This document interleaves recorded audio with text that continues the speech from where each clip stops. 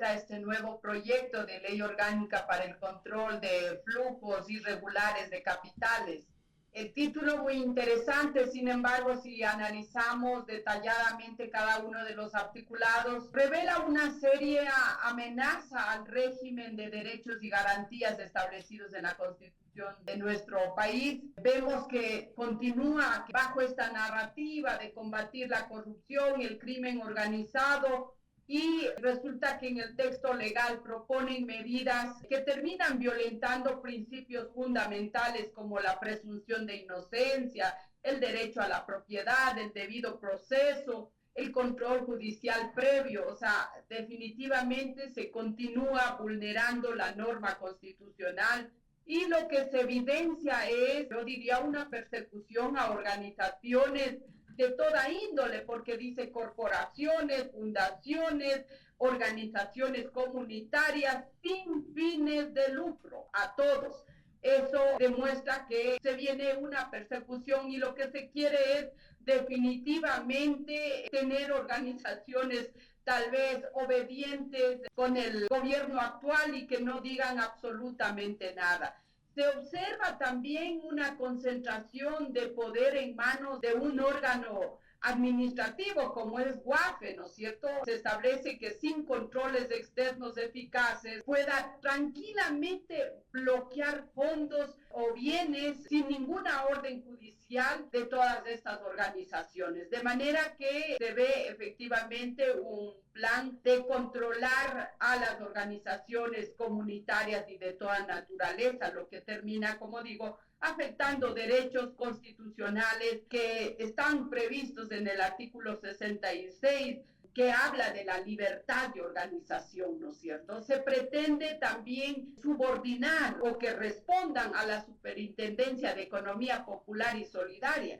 Si de por sí estas organizaciones, corporaciones, fundaciones, organizaciones comunitarias son sin fines de lucro, ¿cuál es el objeto de subordinar y que someterlo a la Superintendencia de Economía Popular y Solidaria? Esto realmente constituye una amenaza fuerte a las organizaciones. No podemos perder de vista que muchas organizaciones comunitarias, corporaciones, están en territorios de los pueblos indígenas, y gracias al apoyo de organismos no gubernamentales internacionales se ha logrado resolver los problemas que el Estado mismo quizás ha abandonado. Solo quiero mencionar, por ejemplo, los sistemas de riego, sistemas de agua potable que se han logrado construir. Muchos han sido con el apoyo de organismos internacionales. Esto definitivamente va a terminar ahuyentando a todos y se termina afectando, por supuesto, a la autonomía, a la libre determinación de los pueblos, de las nacionalidades. Estamos dialogando con la doctora Mariana Yumbay, asambleísta de Pachacutic. A mí me ha llamado la atención el número de ONGs o de fundaciones que hay en el Ecuador. Se habla de 72,000.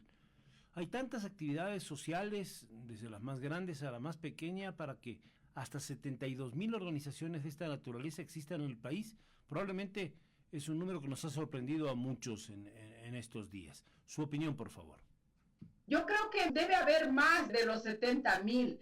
Ahí están las corporaciones, y hay que tomar en cuenta que desafortunadamente los pueblos y las nacionalidades nos hemos organizado, y muchísimas comunidades se han organizado como corporaciones. ¿Por qué? Porque desafortunadamente no nos han reconocido la libertad de organizarnos como comunas o como gobiernos comunitarios. Entonces, en las comunidades usted va a encontrar muchísimos que están organizados como corporaciones, por ejemplo, algunos hasta como fundaciones. Yo misma soy de una organización que se denomina Fundación de Organizaciones Inti Churi, y no tiene fines de lucro, pero lamentablemente esta fundación se constituyó hace más de 50, 60 años, Y cuando se fueron a legalizar, claro, les dijeron o se someten a este régimen y punto. Y claro, nuestros dirigentes no conocían, dijeron, bueno, traiga, hagamos eso. Entonces somos fundación, pero no tenemos fines de lucro. Entonces, claro, ¿Y qué yo fines tiene no Intichuri? descarto que sea 70,000, sino mucho más. Doctora Yumbay, ¿qué fines tiene Intichuri? ¿Qué es lo que hace? Fortalecer la organización comunitaria, fortalecer la educación intercultural bilingüe, fortalecer, desarrollar la vida de los pueblos, porque aglutina a 7 comunidades, ¿no es cierto? Se dedica a desarrollar los planes de vida de la misma comunidad, fortalecer la identidad cultural, resolver los conflictos al interior de las comunidades, trabajar por la protección de la naturaleza, fortalecer las economías comunitarias, impulsar y proteger el sistema de agua potable, garantizar el acceso de agua potable, los sistemas de riego para las comunidades. O sea, son esas actividades. No se hace más allá que casi diríamos ejercer los derechos colectivos que están en la Constitución y obviamente gobernar al interior de esta organización. Es eso lo que se hace. Imagínense que nuestra organización tenga que estar informando a UAFE. ¿Qué se puede informar si a lo mucho con qué vive la fundación? Con los aportes de los comuneros. Con eso. Bueno, a veces aportarán algunos 50 centavos, $1. Imagínense a lo que le obliga, ¿no es cierto? Entonces, esto es un atentado, yo diría, al derecho a la libre determinación de los pueblos, de las nacionalidades, porque no todos son fundaciones. Ahora hay que ver, hay que clasificar. Hay fundaciones y fundaciones, ¿no es cierto? Pero estas fundaciones son de pueblos indígenas, de las comunidades que nada tienen que ver con objetivos económicos. Su libertad, su opinión, por supuesto, es respetable y es lo que queremos escuchar. Hemos tomado el pulso a distintos puntos de vista aquí en estos días, después de conocer que el presidente envía este proyecto urgente, pero también ha habido argumentos de parte de quienes defienden el proyecto oficial que en algunos de estos organismos se pueden ocultar actividades ilegales, como por ejemplo la protección a la minería ilegal o protección a actividades incluso que en un momento determinado han llevado a movilizaciones populares y revueltas con dineros que vienen de afuera. Eso ha sido la crítica que se ha hecho, dineros que vienen de afuera para paralizar al país o para tener tales o cuales posturas. Aquí hay una cuestión clara. Hay un registro, y debe haber un registro de una organización. Hay un registro, según la ley nueva del Ministerio de Gobierno. Antes, la verdad es que había dispersión. Ayer mismo hemos hablado con alguna organización ecologista, hemos hablado con otros. Los registros están muy dispersos, entonces la idea es concentrar. Pero si hay fondos que vienen de fuera, también el Ecuador tiene el derecho de saber de dónde vienen esos fondos y con qué fines. No sé, su opinión, por favor. Yo coincido en que no es solo 70,000, sino muchos más. Y los fondos que reciben los pocos escuálidos, como digo, y debo señalar que gracias a los aportes de las organizaciones extranjeras, se ha podido de alguna forma resolver algunos problemas en las comunidades. Miren, nosotros mismos en nuestra organización tuvimos un apoyo que gestionaron las autoridades para un financiamiento para mejorar el cultivo del pasto, porque la zona logró implementar la ganadería y de paso implementó una quesería. Entonces, para todo eso se recibió un fondo semilla, o sea, pero esos fondos llegan totalmente de manera transparente. Es más, nuestra fundación está registrada en el MIES, por ejemplo, ¿no es cierto? Entonces, creo MIES, que antes era el Ministerio de Bienestar Social. Pero si hay transparencia en esos fondos, ¿cuál es el problema que se verifiquen a través de organismos como la Unidad de Análisis Financiero o la propia superintendencia a la que se le quiere entregar esta responsabilidad? Si ese dinero es transparente, no pasa nada, seguirá siendo transparente. Pero, vamos, yo no digo controlado, regulado, qué sé yo, de algún modo registrado. Por supuesto, pero el problema es que cuando envían un proyecto así tan ambiguo, cuando se dice que se puede intervenir en los recursos económicos bajo la sospecha de que son fondos ilícitos, sin darle el derecho a la defensa, ni respetar este principio de la presunción de inocencia, o bajo el justificativo de que, estos fondos son irregulares, o sea, sí es preocupante. Entonces, en la ley debería establecerse con claridad, pero si no está aquello, se deja abierto para cualquier abuso y es lo que no se quiere. Decir que tal vez los levantamientos, las luchas de las organizaciones han sido financiadas por organizaciones que tienen fondos ilícitos me parece totalmente desacertado. Bueno, habría que demostrar una afirmación de esa naturaleza, habría que demostrarla. Claro De que parte de sí, quien la o dice. sea, Si yo no no ha habido tengo, fondos extraños, la legitimidad de la expresión popular es una cosa.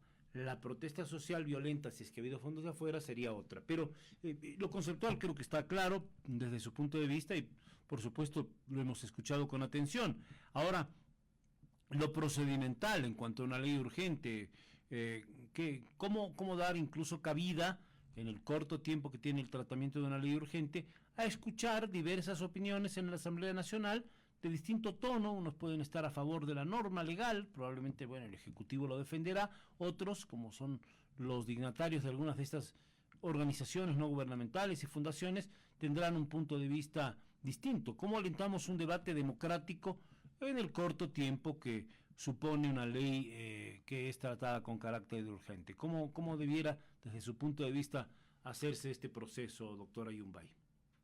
A ver, lo que más quisiéramos es que se escuche a todas las voces, pero hasta el momento en la Asamblea no se ha escuchado a todos. No hay una verdadera democracia.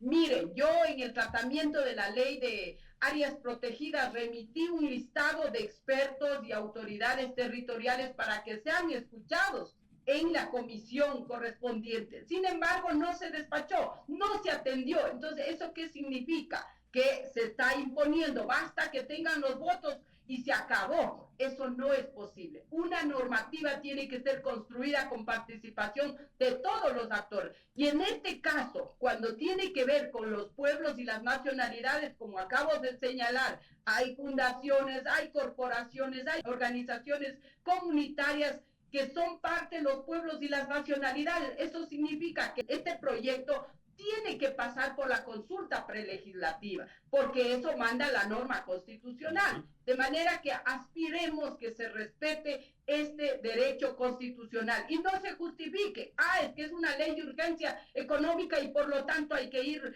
por sobre todo. Eso no es posible. La Constitución no dice que la consulta prelegislativa se hará solo en estos casos o en estos. Simplemente dice leyes que tienen que ver con los derechos de los pueblos y las nacionalidades tiene que someterse a una consulta prelegislativa. Lo otro, yo creo que sí hay que dejar claro que efectivamente no se puede endosar que las movilizaciones de los pueblos y las nacionalidades han sido tal vez con fondos irregulares. La gente se ha movido porque tiene conciencia, porque se da cuenta de los retrocesos constitucionales, porque sabe que las medidas adoptadas por los gobiernos de turno golpean su bolsillo. Lamentablemente terminan con el proyecto de vida y profundizan la pobreza. Es eso, no podemos decir que ha venido probablemente recursos irregulares y con eso se mantienen o se financian. Eso hay que desterrar del pensamiento de la ciudadanía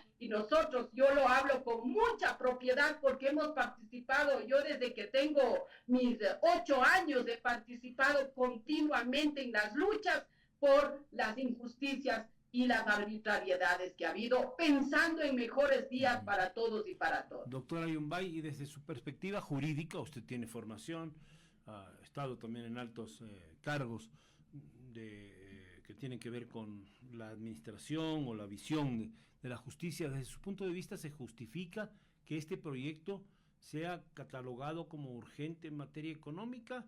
¿Hay argumentos para eso? Que es como lo ha considerado el presidente de la República. Con esto concluimos.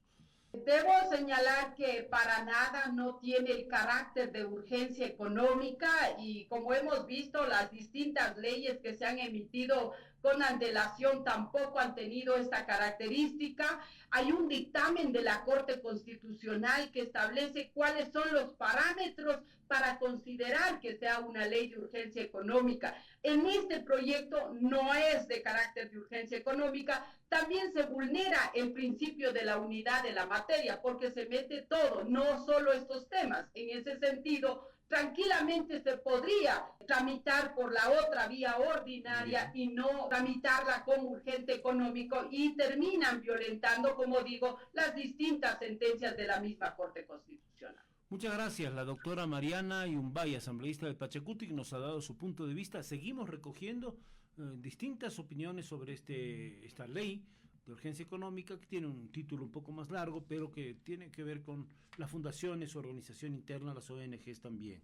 Gracias por estar con Noti Hoy en Radio Centro, doctora Yumbay. Muy buenos días. Muchísimas gracias a ustedes y un buen día. Un buen día. Venimos enseguida.